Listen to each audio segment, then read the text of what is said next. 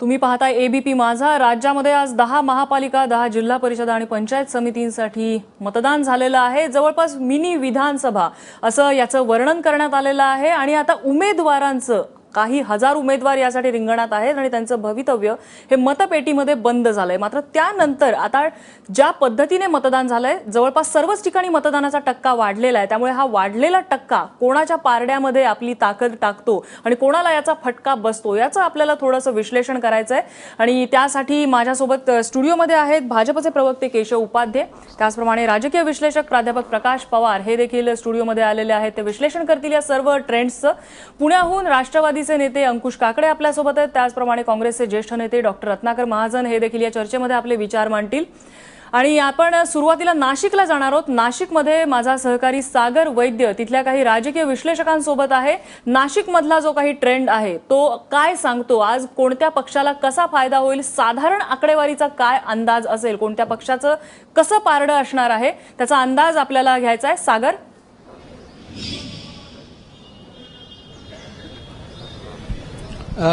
नम्रता, माझ्यासोबत आता प्राध्यापक वृंदा भार्गवे आहे, ज्यांनी नाशिकमध्ये जवळजवळ हजारो नाशिककरांचा एक सर्व्हे केलेला होता।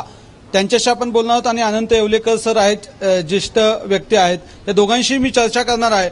मॅडम, तुमच्यापासून सुरुवात करतो। काय नेमके मुद्दे होते निवडणुकीच्या आधी आणि आज प्रत्यक्षामध्ये मतदान होताना यातले कुठले मुद्दे महत्वाचे राहिले? निवडणूक जसजशी जवळ आली तसतसे मूलभूत जे मुद्दे होते ते तर संपूनच गेले आणि मुद्दे आले ते मेट्रोचे, मुद्दे आले ते विमानतळाचे की ज्याला काही अर्थ नाही, किंवा मुद्दे आले ते इव्हन सुरक्षिततेचे की जे महानगरपालिकेच्या अखत्यारीतच नाही।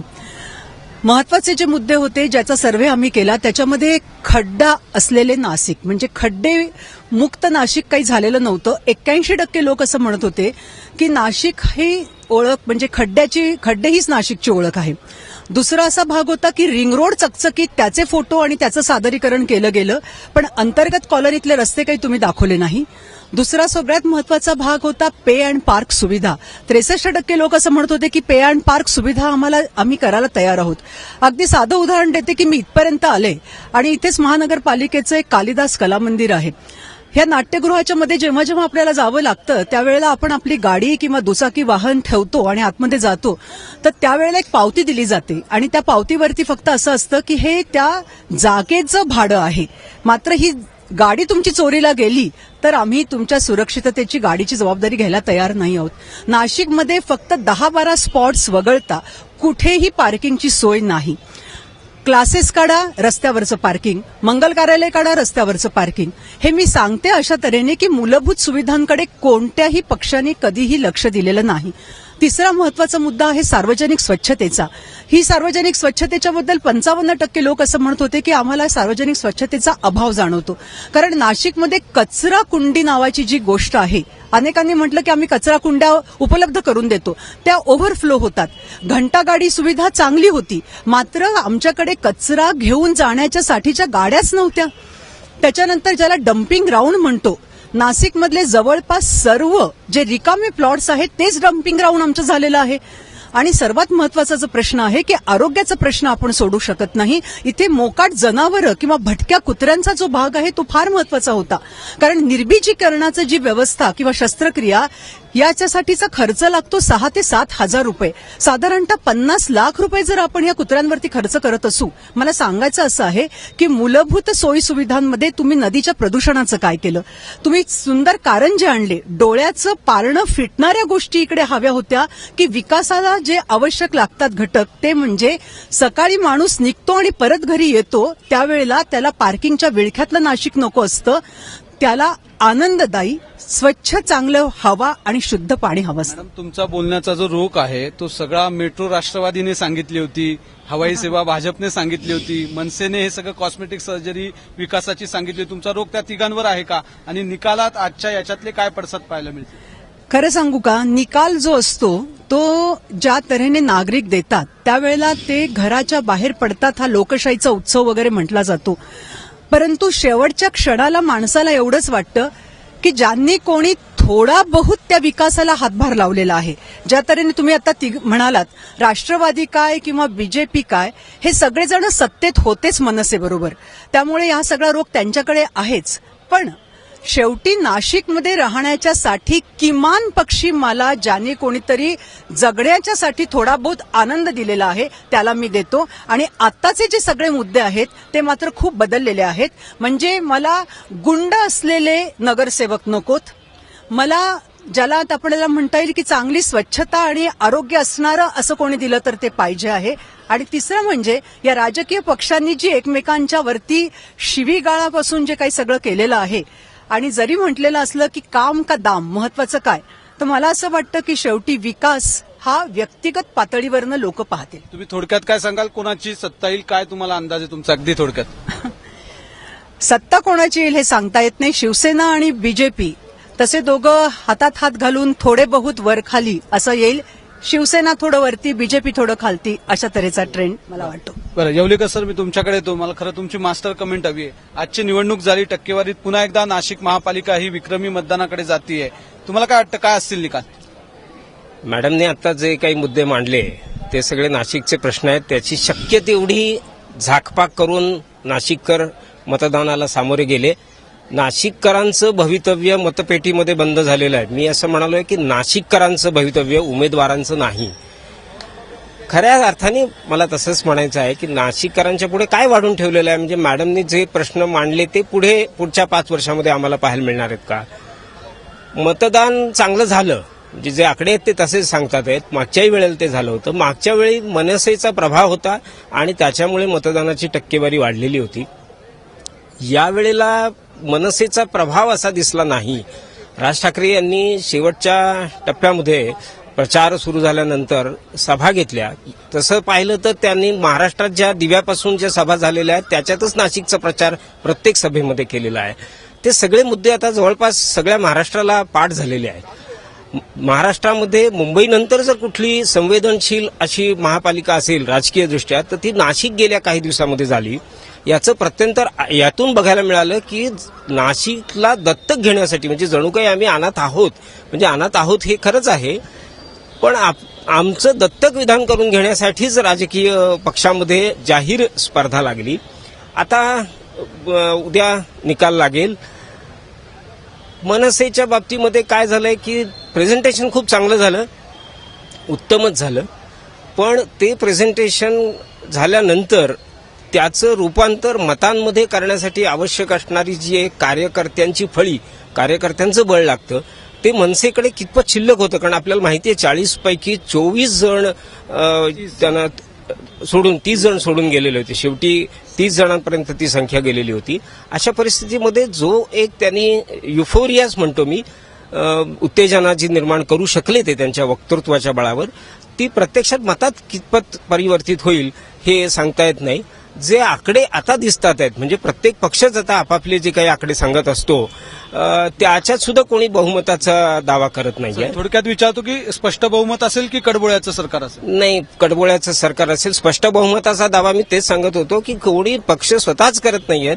शिवसेनेने सुद्धा साधारणतः 50च्या आसपास त्यांची हे दाखवलेली आहे.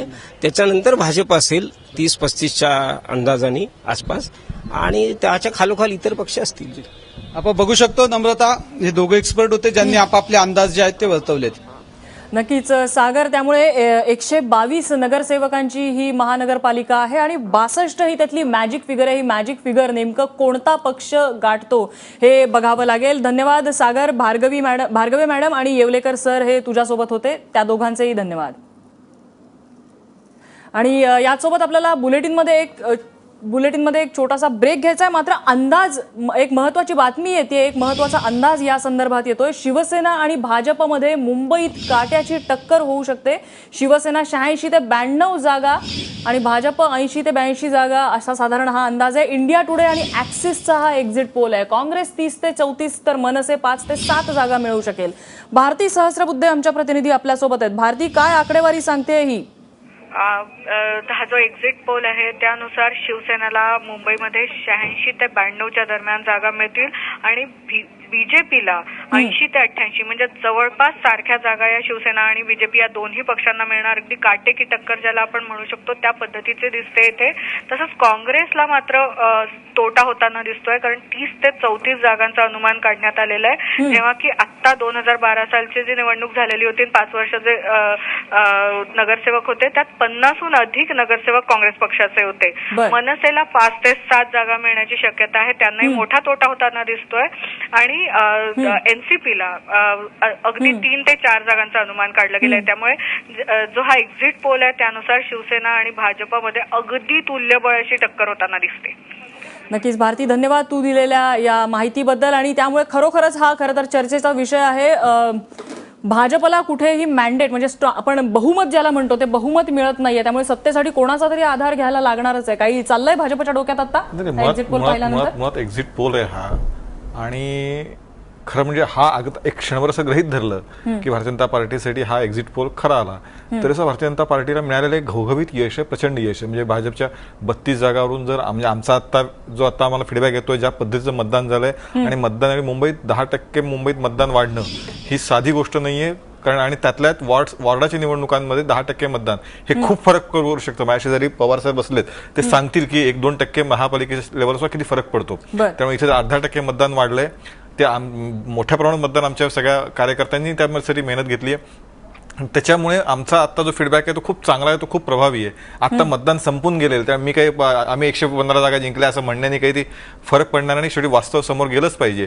पण तरी सुद्धा आता जो आमचा फीडबॅक आहे तो प्रचंड आहे, आणि तो ह्याच्यापेक्षा अधिक आहे. म्हणजे आता जो एक्झिट पोलचा अंदाज येतोय त्याच्यापेक्षा आमच्या जागा जास्त येतात. केशव उपाध्याय, आणखीन एक थोडासा प्रश्न की तुमच्या जागा ह्या एकदम 80च्या घरामध्ये जाऊन पोहोचलेल्या आहेत. आधीच्या आकड्यावरून खूप मोठा पल्ला तुम्ही गाठलेला आहे. त्याचा आनंद तुम्ही मानताय की बहुमताचा म्हणजे मॅजिक फिगर गाठू शकलेलं नाही याची कुठे रुखरुख आहे? नाही, आता असं की आत्ता आपला बेस आनंद मानायचा की मॅजिक फिगर गाठल्याने दुःख मानायचं हे आपण 23 तारखेला दुपारी ठरवू.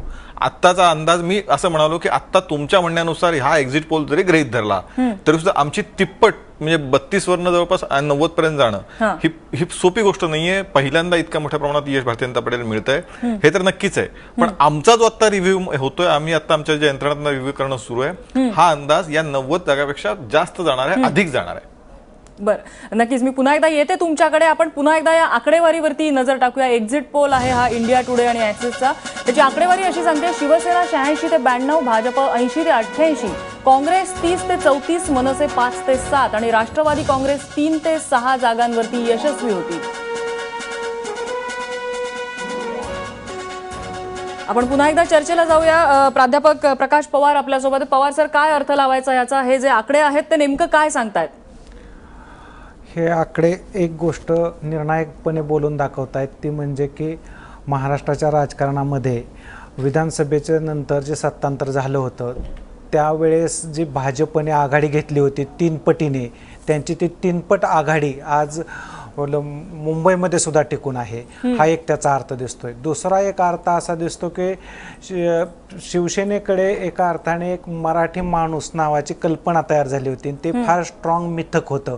गेल्या 25 वर्षात हे मिथक कधी फुटत नव्हतं. महाराष्ट्राच्या आणि भारतीय राजकारणाच्या इतिहासात आज प्रथम दर्शनी या आकडेवारीत तरी दिसतंय की ते मिथक फुटलेलं आहे. आणि त्याला मला असं वाटतं की 2 गोष्टी जबाबदार दिसत आहेत की भाजपने पक्ष संघटना बांधली, त्याचाही चेहरा महाराष्ट्रीय, आणि मंत्रिमंडळामध्ये असणारी व्यक्ती महाराष्ट्रीय, याच्यामुळे सत्ता आणि संघटना या दोन्हींच्या मार्फत खरंच शिवसेनेच्या मराठी मिथकाला मोठं आव्हान मिळेल दिसतं. बरं, केशव उपाध्यायांना काही मुद्दा मांडायचा? केशव उपाध्याय. नाही, अगदी बरोबर आहे. जे मिथक पवार सरांनी सांगितलं की एक मिथक होतं शिवसेना आणि मुंबई असं मिथक होतं. प्रत्यक्षामध्ये, आणि आम्ही हे निवडणुकीच्या मधल्या सगळ्या पूर्ण 15 दिवसात सातत्याने मांडत होतो की प्रत्यक्षात हे मिथक कमी होत होतं, मुंबईतील शिवसेना कमी होत होती. पण आतापर्यंत त्यांना आव्हान कोणी दिलं गेलेलं नव्हतं अशा पद्धतीचं की एक समर्थ पर्याय लोकांसमोर येत नव्हता. आज तो भारतीय जनता पार्टीच्या रूपाने एक चांगला पर्याय लोकांसमोर आला आणि लोक ते स्वीकारतायत, हा त्याचा अर्थ आहे. दुसरा एक शेवटचा मुद्दा फक्त मांडतो की जे मगाशी सर म्हणाले की विधानसभेला तिप्पट वाढ झाली, तोच ट्रेंड आता दिसतोय. तो ट्रेंड महाराष्ट्रातही गेल्या काही दिवसात दिसला आणि त्याचं 300 जागावर आणि जवळपास 1200 जागावर जे पोहोचलो तो तेच सुचवतो की भारतीय जनता पार्टी संघटनात्मक दृष्टीने ठीक आहे, मोठ्याने वाढते. नक्कीच. म्हणजे भारतीय जनता पार्टीच्या जागा नक्कीच वाढतात, जवळपास तिपटीने ह्या जागा वाढतात. आकडेवारी एक्झिट पोलचा जो अंदाज आहे तो नक्की हेच वर्तवतो. पुण्याला जाऊया. डॉक्टर महाजन आहेत आपल्यासोबत. महाजन सर, तुमच्याकडे मी येतेच. तत्पूर्वी पुण्याची आकडेवारी आपल्याकडे आलेली आहे. आपण त्या आकडेवारीवरती एक नजर टाकूया.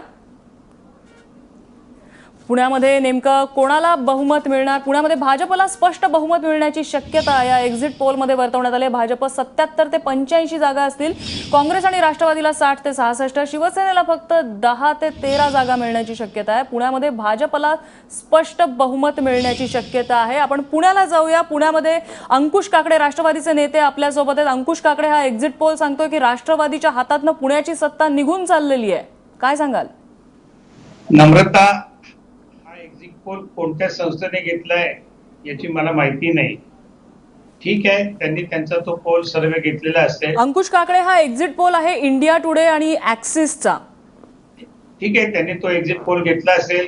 कोणत्या भागातला घेतलाय, कोणत्या भागातून घेतलाय, किती प्रभागामधून घेतलाय याची सविस्तर माहिती आपणासमोर आता तरी नाहीये. पण मी तुम्हाला एक निश्चित सांगू इच्छितो की पुणे महानगरपालिकेमध्ये राष्ट्रवादी काँग्रेस पक्ष हा कोणत्याही परिस्थितीमध्ये 23 तारखेला सत्तेवरती आलेला आपल्याला पाहायला मिळेल.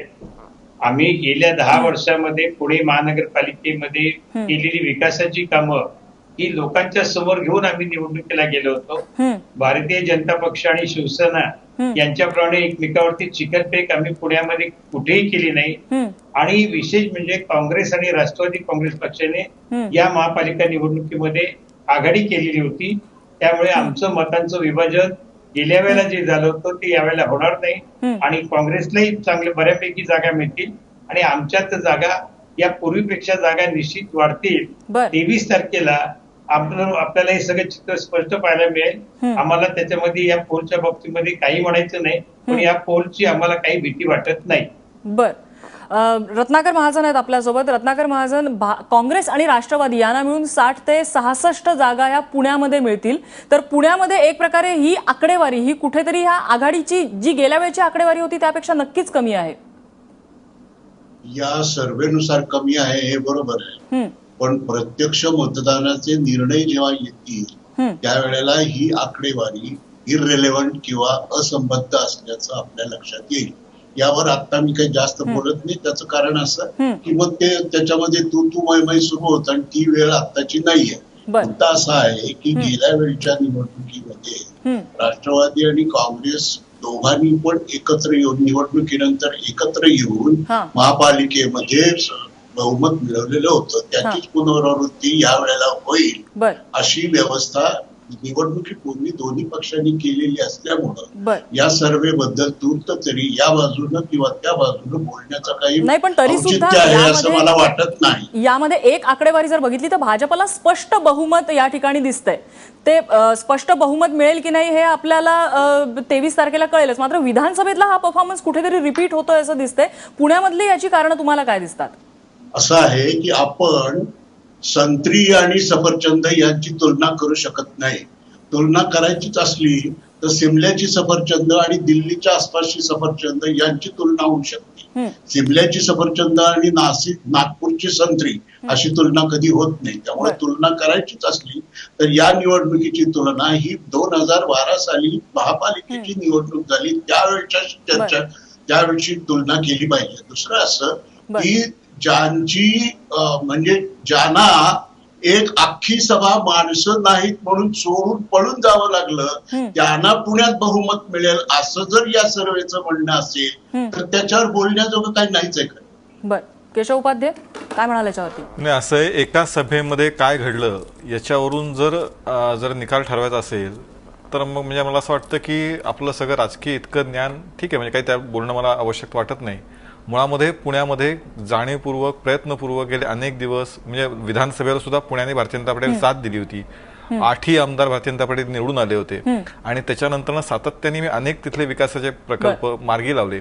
आणि एक सांगतो फक्त या सगळ्याचा एक आणखीन एक महत्वाचा मुद्दा मला एक सांगावासा वाटतो. भारतीय जनता पार्टीने यावेळी मुख्यमंत्र्यांनी एक वेगळा प्रयोग करण्याचा प्रयत्न केला. भारत सगळीकडे साधारणतः निवडणुकांमध्ये उखाळ्या पाखाळ्या, आरोप प्रत्यारोप हे होत असतात. पण यावेळी म्हणजे मी स्वतः त्यांच्यावर फिरलो, मी महाराष्ट्रात अनेक ठिकाणी फिरलो.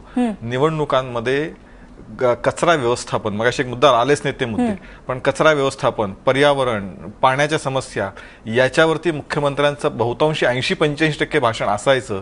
एक 10-15% भाषण स्वाभाविक आहे, तिथल्या राजकीय ह्याच्यावरती टिप्पणी व्हायची.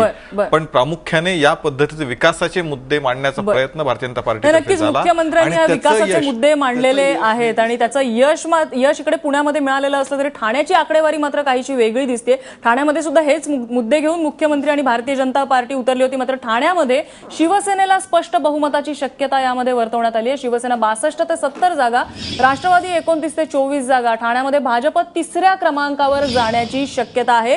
पुन्हा एकदा मी एक छोटीशी गोष्ट सांगते की हा पोल एबीपी माझाचा नाहीये, हा एक्झिट पोल आहे. इंडिया टुडे आणि ऍक्सिस यांचा हा सर्व्हे आहे आणि त्याची ही आकडेवारी आहे. त्यानुसार ठाण्यामध्ये शिवसेनेला स्पष्ट बहुमत मिळण्याची शक्यता आहे. 62 ते 70 जागा शिवसेनेला या ठिकाणी मिळतील. भाजप 23 ते 26 जागांसह 3ऱ्या क्रमांकावर राहण्याची शक्यता आहे.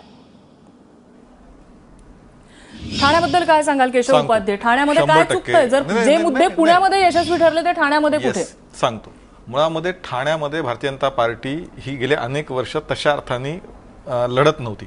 आम्ही युतीमध्ये होतो. युतीमध्ये सगळे मतदारसंघ ठाण्यातले लोकसभा असेल, विधानसभा असेल, हे शिवसेनेकडे लढत होते. खाली महापालिकेला तीच परिस्थिती असायची. त्यामुळे स्वाभाविकपणे शेवटी राजकीय पक्षाचं चळवळीतनं, आंदोलनातनं आणि अशा प्रकारच्या निवडणुका लढवण्यातनं एक नेतृत्व तयार होत असतं. त्यामुळे ठाण्यामध्ये स्वाभाविकपणे संघटनात्मक ताकद आमची मर्यादित होती. ती गेल्या 2 वर्षापासून आम्ही सुरुवात केली, ती वाढवायला आम्ही सुरुवात केली आणि त्यामुळेच 8 जागाचे इथं जे 33 अजूनही कदाचित हाही पुन्हा मी सांगतो की हा आकडा आपला सगळा याच्यावरती अंदाज आहे. हाही तरी सुद्धा आपण गृहीत धरू की याकडे येत आहे तसं गृहीत धरू आपण. तरी सुद्धा 8 जागावरनं 32-34 जागा जाणं हे सुद्धा भारतीय जनता पार्टीच्या जो ट्रेंड यशाचा चालू आहे, जो तिपटीने भारतीय जनता पार्टी वाढते, त्याचं हे द्योतक आहे. बरं, प्रकाश पवार, यामध्ये एक जर बघायचं झालं तर मुंबई आणि ठाण्याचा जर विचार करायचा तर मुंबईमध्ये शिवसेनेचं बहुमत टिकत नाहीये. त्यांची आकडेवारी ही कुठेतरी 80 ते 90च्या घरामध्ये आहे. मात्र ठाण्यामध्ये त्यांना बहुमत टिकवता आलंय. काय असा फरक यामध्ये करता येईल आपल्याला? मुंबई आणि ठाण्यामध्ये फरक जो आहे तो की मुंबईतला मूळ रहिवासी माणूस होता, मराठी माणूस, तो शिफ्ट झालेला आहे ठाण्याच्या बाजूला आणि त्याचा एक फायदा शिवसेनेला निश्चितपणे मिळत असणार आहे. दुसरा मुद्दा आहे की मुंबईची लढत ही मूळतः मराठी माणूस किंवा एक सर्वसमावेश चेहरा या पद्धतीची आहे. परंतु ठाण्यामध्ये मात्र ओबीसी वर्सेस इतर असा एक पेच प्रसंग निवडणुकीत 100% उभा राहणार आहे की जो नाशिकमध्ये असणार आहे, पुणे महानगरपालिकेत असणार आहे, पिंपरी चिंचवडमध्ये असणार आहे. आणि हा मुद्दा घेऊनच ओबीसी महासंघाने ज्या मराठा समाजामधून ओबीसीतून तिकीट मिळाली होती त्यांची नावं घोषित केली होती, त्यांना मतदान करू नका. म्हणजे महानगरपालिका जरी असली तरी जात हा फॅक्टर ठाण्यासाठी, नाशिकसाठी आणि पुण्यासाठी निर्णायक असणार आहे. त्याचा परिणाम म्हणून एक दिसतं तो म्हणजे की ओबीसी वोटिंग हे बीजेपीकडे सरकलंच तर मराठा वोटिंग हे शिवसेनेकडे सरकू शकतं. नक्कीच. त्यामुळे आता 2 निकाल तर ह्या एक्झिट पोलनुसार, एक शिवसेनेला बहुमत मिळतंय ठाण्यामध्ये, तर इकडे पुण्यामध्ये भाजप बहुमतात असेल असा अंदाज आहे. नागपूरला जाऊया. नागपूरची काय परिस्थिती आहे? हा इंडिया टुडे आणि ऍक्सिसचा सर्व्हे काय सांगतो आपल्याला? नागपूरमध्ये भाजपला स्पष्ट बहुमत मिळण्याची शक्यता. भाजप 98 ते 110 जागा आणि काँग्रेस 35 ते 41 जागा. शिवसेनेला फक्त 2 ते 4 जागा या ठिकाणी मिळू शकतात. इंडिया टुडे आणि ऍक्सिसचा हा एक्झिट पोल आहे आणि त्याची आकडेवारी अशी सांगते की नागपूरमध्ये भाजप 98 ते 110 जागा मिळू शकतात. स्पष्ट बहुमत मिळण्याची शक्यता आहे नागपूरमध्ये. आनंदी असाल तुम्ही केशव उपाध्ये? नक्कीच ही अपेक्षा होतीच आम्हाला. नागपूरमध्ये ज्या पद्धतीची विकासाची कामं सध्या गेल्या 2 वर्षामध्ये सुरू आहेत, मेट्रोचं काम सुरू आहे, बाकीच्या तिथल्या गोष्टी, स्थानिक गोष्टी, पाण्याचा प्रश्न इथला सोडवला आहे, रस्त्याचा प्रश्न तिथे चांगला मार्गी लागला आहे. इव्हन पहिल्यांदा तिथे नागपूर महापालिकेमध्ये त्या सांडपाण्यावरती त्याच्यावरती प्रक्रिया करून ते पाणी विकलं जातं वीज प्रकल्पांना आणि त्यातनं नागपूर महापालिकेला पैसे मिळतात. अशा अनेक गोष्टी तिथे सुरू आहेत आणि ते लोक पाहतायत. रस्ते बदलताना लोक पाहतायत, मेट्रो येताना लोक पाहतायत, रोजगाराच्या प्रश्नासाठी सुद्धा काही ठोस सुरू आहे. त्यामुळे या 2 नेत्यांनी केलेले विकासाची कामं ते लोक बघत असल्यामुळे स्वाभाविकपणे तिथं मोठ्या प्रमाणामध्ये लोक आता भारतीय जनता पार्टीला मतदान करणार, लोक भारतीय जनता पार्टीला विश्वास दाखवणार आणि हे जे आकडे ते आकडे आम्हाला अपेक्षितच होते, त्यामुळे आनंद आहेच आहे, तो मुद्दाच येत नाही. पण नागपूरमध्ये अशाच पद्धतचित्र येईल हे मात्र नक्की आहे. पुण्याला जाऊया. रत्नाकर महाजन आहेत आपल्यासोबत. रत्नाकर महाजन, निवडणुकीच्या अगदी काही काळ आधी काँग्रेसमधली अंतर्गत गटबाजी होती, शाईफेक सुद्धा झालेली होती या ठिकाणी, तर त्याचा कुठेतरी फटका काँग्रेसला या ठिकाणी बसलेला आहे आकडेवारी एकूण जर पाहिली तर? एक तर असं आहे की गेल्या 5 वर्षात सुद्धा नागपूरमध्ये भारतीय जनता पक्षाला बहुमत होतं, त्यामुळे या वेळेला ते टिकवू शकले, तर त्यात काही फार मोठा चमत्कार झालाय असं मानायचं कारण नाही. फार तर नागपूरच्या जनतेला अजूनही सर्वाधिक विश्वासार्ह भारतीय जनता पक्ष वाटतो असं फार तर म्हणता येईल, ते माझं मत नाही.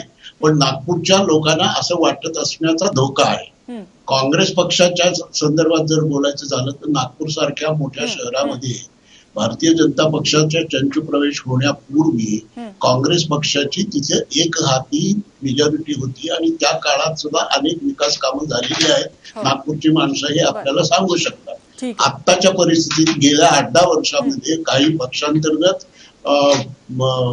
पेचप्रसंग निर्माण झालेले आहेत, कलह निर्माण झालेले आहेत. शाहीफेकीचा जो आपण उल्लेख केला, त्या शाहीफेकीची खरं म्हणजे त्याच्या मुळाशी जाऊन चौकशी झाली पाहिजे अशी मागणी आम्हीच केलेली आहे. कारण ती खरोखर पक्षांतर्गत संघर्षातून झाली ती की काही समाज विरोधी तत्वांकडून झाली ती याची शहानिशा झाल्याशिवाय ते आणि काँग्रेस पक्ष यांचा संबंध आपल्याला जुळवता येणार नाही. नक्कीच रत्नाकर महाजन, तुमची ही प्रतिक्रिया अत्यंत बोलकी आहे. या ठिकाणी एका छोट्याशा ब्रेकची वेळ झालेली आहे, मात्र आपल्याकडे 4 ठिकाणची आकडेवारी आलेली आहे. पैकी भाजपला पुणे आणि नागपूर या ठिकाणी स्पष्ट बहुमत मिळतंय, तर शिवसेनेला ठाण्यामध्ये स्पष्ट बहुमत मिळेल असा अंदाज वर्तवण्यात आलेला आहे. मात्र मुंबईमधली स्थिती ही काहीशी त्रिशंकू राहू शकते. कडबोळं या ठिकाणी होऊ शकतं, राजकीय कडबोळं. शिवसेनेला या ठिकाणी 86 ते 92 जागा, भाजपला 80 ते 88 जागा, काँग्रेसला 30 ते 34 जागा, मनसे 5 ते 7, तर राष्ट्रवादी 3 ते 6 जागा अशी या ठिकाणी परिस्थिती आहे. त्यामुळे आता किंग मेकर कोण ठरणार हा सुद्धा एक महत्त्वाचा मुद्दा आहे.